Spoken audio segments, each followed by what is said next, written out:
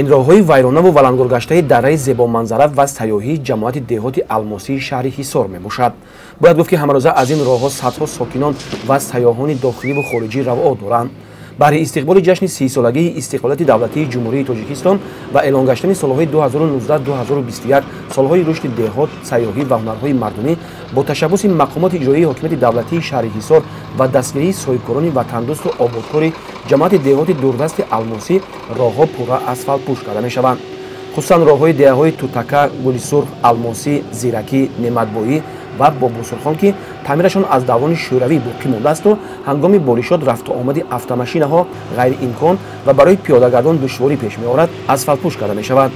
дар асоси амри супоришои президенти ҷумҳурии Тоҷикистон муҳтарам Эмомалӣ Раҳмон соли 2021 соли ободии раҳ эълон гардидааст.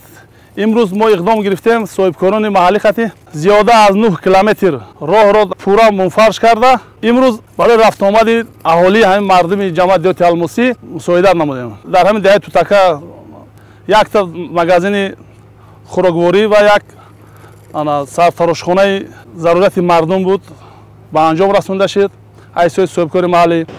масъулин ният доранд дар мавсими имсола таъмири роҳҳоро хуб ба роҳ монанд ва ба талаботи рӯз ҷавобгӯ созанд.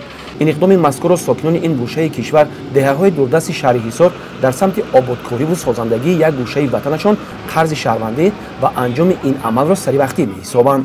ҳамаи ин ободкориву созандагӣ аз рӯи нақша чорабиниҳо бахшта ба ҷашни 30-солагии истиқлолияти давлатии ҷумҳурии Тоҷикистон роҳандозӣ гардидааст.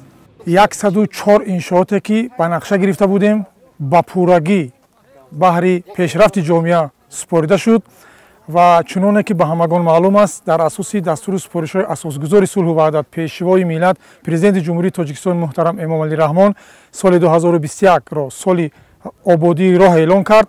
аз ҳамин хотир соҳибкорон ва мақомоти маҳаллии шаҳри ҳисор иқдом гирифтем ки дар ҳудуди ҷамоати деҳоти алмосӣ зиёда аз 9 километри раҳро мунфарш кунем.